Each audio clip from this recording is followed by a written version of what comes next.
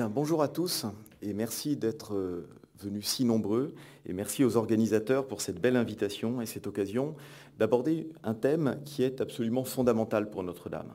Une cathédrale, ce sont évidemment des pierres, mais ce sont aussi des hommes.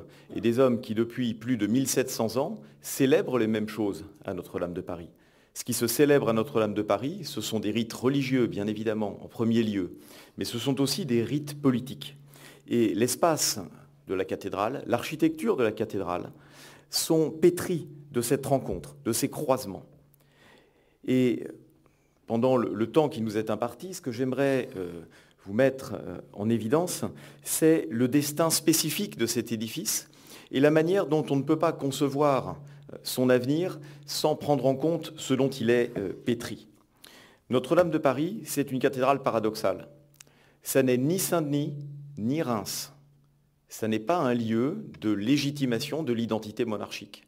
À Saint-Denis, vous avez les régalias, vous avez depuis Dagobert la sépulture des rois de France. À Reims, vous avez la légitimité par le sacre, qui s'est certes construite progressivement, puisqu'il y a eu des sacres à Orléans, à Noyon, à Soissons, à l'époque mérovingienne et aussi à l'époque carolingienne. Mais Notre-Dame a échappé à cette dualité entre Reims et Saint-Denis qui se met en place au Moyen-Âge central. Est-ce à dire que Notre-Dame n'est pas un lieu de la légitimité monarchique? Eh bien non, Notre-Dame, au contraire, est l'un de ces grands lieux de la légitimation de l'identité monarchique. Si elle n'est pas l'exercice, si elle n'est pas le lieu de l'inauguration spirituelle des règnes avec le sacre, si elle n'est pas la dernière demeure des souverains, si elle ne conserve ni la Sainte-Ampoule ni les régalias, Notre-Dame de Paris, c'est le lieu du contrat entre les souverains et l'Église de France, entre les souverains et l'Église gallicane. C'est l'Église de l'exercice du pouvoir et de sa célébration par le clergé gallican. Voilà ce que vous voyez sur le portail sud de Notre-Dame, lorsque vous entrez, ou plutôt lorsque vous entriez et lorsque vous entrerez dans la cathédrale. Au tympan de ce portail, vous voyez un morceau de sculpture qui date des travaux qui n'ont pas abouti et qui ont été lancés dans les années 1130-1140 à Notre-Dame de Paris. À cette époque, on avait commencé à reconstruire la cathédrale suivant une formule qui n'a pas été poursuivie, évidemment, à partir du chantier actuel en 1163. Néanmoins, on a voulu réintégrer dans la Notre-Dame actuelle le plus beau morceau de sculpture qui se trouvait probablement au tympan du portail central. Vous y voyez donc Marie, sous un dais, avec l'enfant Jésus, et vous voyez à gauche, c'est-à-dire à droite de Marie, un évêque debout. Et vous voyez à gauche de Marie un roi assis portant un phylactère. Il s'agit d'une image typologique, c'est-à-dire d'une image idéalisée de ce qu'est un roi et d'une image idéalisée de ce qu'est un évêque, c'est-à-dire le pouvoir temporel et le pouvoir spirituel. Mais c'est aussi un enjeu de ce qui se passait réellement à Notre-Dame de Paris après un sacre. Lorsque le roi revenait de Reims, eh bien, lors de son entrée solennelle à Paris, le premier lieu qu'il visitait, c'était Notre-Dame. Il s'agenouillait devant l'évêque de Paris, devant la grande porte de la cathédrale, et faisait le serment de défendre les libertés de l'Église gallicane, les libertés de l'Église de France, d'en être le chef temporel. Et donc ce contrat qui permettait à l'Église d'échapper à la fiscalité pontificale, d'être à la fois complètement universelle par ses croyances, mais complètement gallicane par son engagement à répondre aux lois du roi et à échapper à la fiscalité pontificale par ses immunités, eh bien Notre-Dame, c'est ça. Et elle reste cela presque jusqu'à aujourd'hui. On verra que les images actuelles du pouvoir politique et du pouvoir religieux qui se rencontrent à Notre-Dame de Paris relèvent d'une sorte de contrat sur ce qu'est l'identité de la nation, sur ce qu'est le rapport de la nation au sacré. Et tout ça se construit dans la durée et avec des étapes importantes. Parce qu'autant les rites religieux se succèdent à Notre-Dame suivant le rythme de l'année liturgique, suivant les intronisations des évêques, puis des archevêques à partir de 1622, autant le temps politique est un temps disruptif, un temps de l'événementiel. Et vous avez donc ce temps brodélien long des rites qui se perpétuent. On célèbre Pâques, on célèbre Noël à Notre-Dame de Paris, suivant le rite romain, de manière ininterrompue depuis le XVIIe siècle. Mais le temps politique, lui, est fait de continuité, mais aussi de rupture. Il est fait de légitimité et d'illégitimité, puisque les rites politiques à Notre-Dame, c'est aussi une tentative pour certains pouvoirs illégitimes de s'approprier la cathédrale comme processus légitimateur. Alors voilà un exemple de ces processus d'appropriation par un pouvoir illégitime à Notre-Dame de Paris. Vous avez ici le sacre d'Henri VI, roi d'Angleterre et roi de France, à Notre-Dame. Et donc la volonté pour un roi étranger de s'inscrire dans cette continuité politique en prêtant serment pour préserver les immunités gallicanes. Mais ici, bien évidemment, on est dans une tentative de construction politique illégitime. Retenez bien ce rite politique illégitime, parce qu'on en aura au moins 2 ou 3 autres à Notre-Dame de Paris, qui tenteront, par des rites religieux, d'occuper le pouvoir. Et bien évidemment, après la victoire de Charles VII, il faut laver cet affront. Et en 1455, ce qui s'ouvre à Notre-Dame de Paris, c'est un rite judiciaire, c'est le procès en réhabilitation de Jeanne d'Arc, avec le témoignage de sa propre mère. C'est à Notre-Dame que s'ouvre le procès, comme pour effacer ce qui s'est passé avec ce pseudo-sacre d'un roi d'Angleterre. Donc vous voyez comment les rites religieux et les rites politiques s'ancrent dans l'histoire. Il ne s'agit pas seulement de représentation, il s'agit de réalité politique. Et Notre-Dame, telle que nous la connaissons, est issue de ces tentatives. Certains rois avaient aussi tenté de faire de Notre-Dame un panthéon dynastique. En premier lieu, Philippe Auguste, qui en 1190 y fait enterrer sa jeune veuve, Isabelle de Hainaut, qui y fait enterrer le comte de Bretagne un petit peu plus tard. Et vous savez que Philippe Auguste n'a pas voulu être enterré à Saint-Denis. Donc il envisageait Notre-Dame comme possiblement aussi un panthéon dynastique. Donc il y a eu des tensions comme ça autour de Notre-Dame pour en faire un édifice où des rites religieux avaient lieu. Le deuxième moment de l'illégitimité de Notre-Dame, c'est la Ligue. En 1590, les ligueurs prêtent serment devant l'autel de Notre-Dame de Paris, avec le légat pontifical, avec le duc de Mayenne, de ne jamais cesser le combat tant que la France n'aura pas un roi catholique. Évidemment, Henri IV, qui devient ce roi catholique suite à sa conversion à Saint-Denis en 1593, lorsqu'il fait son entrée à Paris en 1594, vient accomplir à nouveau le rite du serment à l'église gallicane. Et vous voyez ici la réconciliation de Paris avec Henri IV en 1594. Là encore, c'est Notre-Dame qui, par un rite politique, réussit à ressouder l'identité de la nation. Évidemment, tout cela n'est possible que grâce au fait que Notre-Dame puisse être un temple qui associe le trône et l'autel, suivant les modalités qui sont celles de la construction historique de la monarchie française.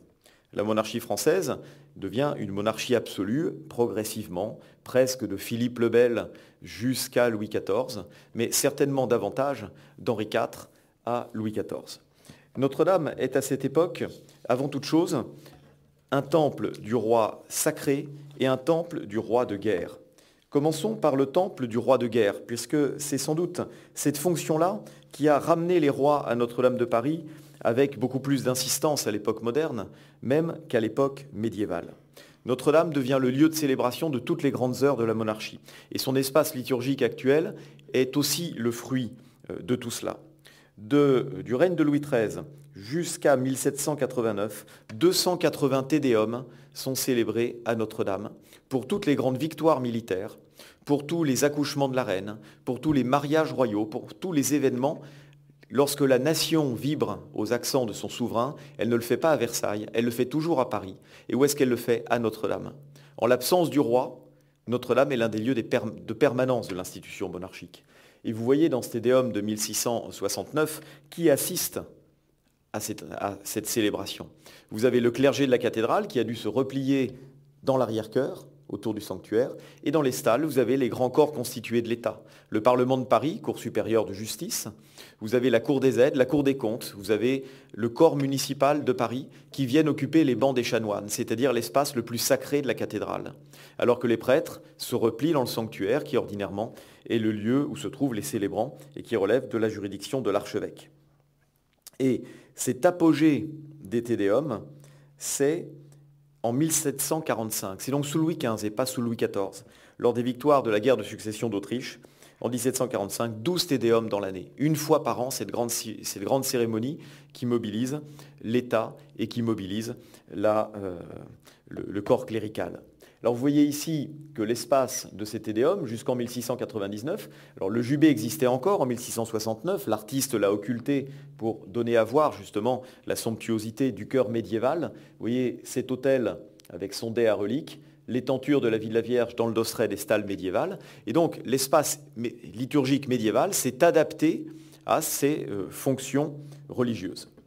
Mais le contrat entre l'État royal et Notre-Dame de Paris change de nature en 1638, avec le vœu de Louis XIII.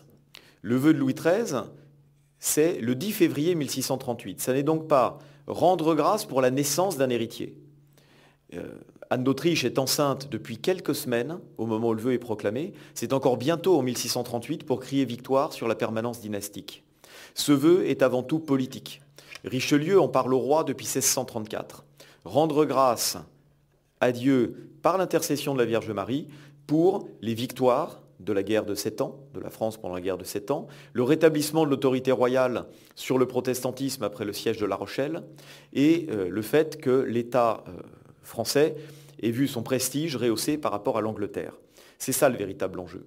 Et pour accomplir ce vœu, le roi choisit Notre-Dame, où il est venu prier à de nombreuses reprises pour obtenir un héritier, parce que c'est déjà ce que Charles V avait fait au XIVe siècle. Charles V était venu 20 fois à Notre-Dame de Paris, prier la statue de Notre-Dame du Pilier pour obtenir un héritier. Et c'est lui qui avait fondé la messe où, par obligation, devaient assister les rois. Il avait fondé une messe le premier dimanche de l'Avent, à laquelle assistait le roi ou son représentant jusqu'à la fin de l'Ancien Régime. Donc Louis XIII se place dans les pas de son prédécesseur et demande que, suite à l'accomplissement du vœu, le maître-autel de Notre-Dame soit rénové. Cette rénovation du maître-autel n'intervient pas avant la fin du siècle, avant que Louis XIV ne s'en charge. Néanmoins, Anne d'Autriche transforme le jubé de la cathédrale, réalise un nouvel autel de la Vierge, et Notre-Dame devient un des grands sanctuaires monarchiques mariaux, avec Notre-Dame de Chartres et avec Notre-Dame de Liesse. Alors, cette question du vœu fait à nouveau de Notre-Dame le centre d'un rite politique. Ce rite politique et religieux, c'est la grande procession du 15 août que Louis XIII transforme en fête nationale. Et pour la première fois dans le texte du vœu, un chef d'État parle de Notre-Dame de Paris. C'est la seule et unique fois qu'un chef d'État mentionne Notre-Dame dans un texte officiel, jusqu'à Emmanuel Macron, en tant que lieu identitaire. Donc il y a quelque chose de très important dans le discours officiel sur ce qu'est Notre-Dame. Ce que dit Louis XIII, c'est que partout en France, on devra suivre le rite de la procession du 15 août comme à Notre-Dame de Paris. Que comme à Notre-Dame de Paris, la principale chapelle de chaque église devra être consacrée à la Vierge.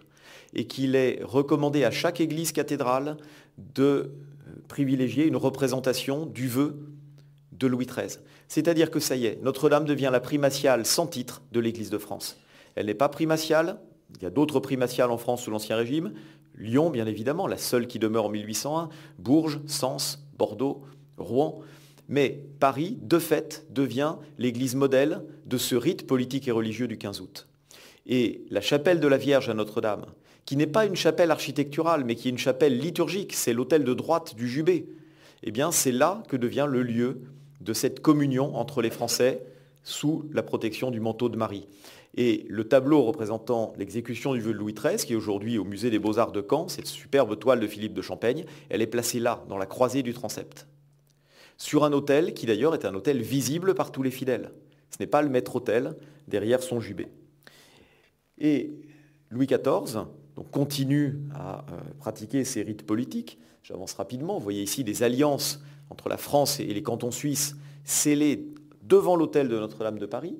Mais j'avance sur les conséquences de ce vœu de Louis XIII, qui est que son fils, Louis XIV, en 1699, décide d'exécuter le vœu et de transformer enfin le maître-autel de Notre-Dame de Paris pour le mettre au goût du jour, mais aussi pour en faire un lieu de rencontre adéquat entre les rites politiques et les rites religieux. Alors, je ne m'étendrai pas sur la qualité artistique de l'œuvre accomplie, où travaillent des grands sculpteurs, Coustou, Coisevaux, où travaillent des grands menuisiers comme Dégoulon pour les stalles, et d'autres peintres pour l'ensemble des tableaux qui vont venir remplacer la tenture de la vie de la Vierge. Il en reste aujourd'hui de très beaux éléments, mais ce que je voudrais vous faire voir, c'est comment ça fonctionnait. C'était un maître-autel qui était adéquat pour les grandes cérémonies liturgiques du catholicisme gallican rénové. Qu'est-ce qu'on célébrait à Notre-Dame de Paris? On célébrait les rites parisiens, Les rites qui, depuis l'époque de la Haute Antiquité, caractérisaient et différenciaient l'Église de Paris des autres diocèses de France. Et l'aménagement qui a été choisi permettait à l'Église gallicane de garder l'essentiel de ces rites. Vous voyez ici la célébration au maître-autel par le chanoine de la Porte. Mais cette question des rites gallicans et cette question des rites monarchiques étaient entrées en conflit en 1699, lorsqu'on avait commencé, donc vous voyez ici Monseigneur de Noailles célébrant au même maître-autel, mais puisqu'il en reste aujourd'hui du décor avec le nouveau maître-autel de Viollet-le-Duc, mais Louis XIV avait voulu favoriser d'autres types d'aménagements liturgiques qui finalement n'avaient pas été retenus. Ce que voulait Louis XIV, c'était un autel à la croisée du transept. Et on va voir que l'autel à la croisée du transept à Notre-Dame est une idée qui s'impose progressivement du XVIIe siècle jusqu'au Concile Vatican II. Ce n'est pas du tout une idée neuve, c'est une idée qui existe, qui a au moins 4 siècles, et qui s'impose comme une évidence. Et on va voir pourquoi. Louis XIV voulait un autel à la croisée du transept. On a au moins 3 projets dans les papiers Robert de Cotte qui sont conservés à la Bibliothèque nationale. Je vous en présente 2. À gauche, un rideau de colonne avec des tribunes servant de jubé dans les arcades du déambulatoire, et à droite, la plus spectaculaire, un baldaquin gallican avec une suspense eucharistique, c'était le mode de conservation de l'Eucharistie dans les églises de France, l'autel de la Vierge en bas, dans une confession un peu comme à Saint-Pierre de Rome, mais à niveau de la nef, et le maître-autel au premier niveau, enfin au sommet de l'emmarchement. Vous imaginez à quoi ressemblait Notre-Dame.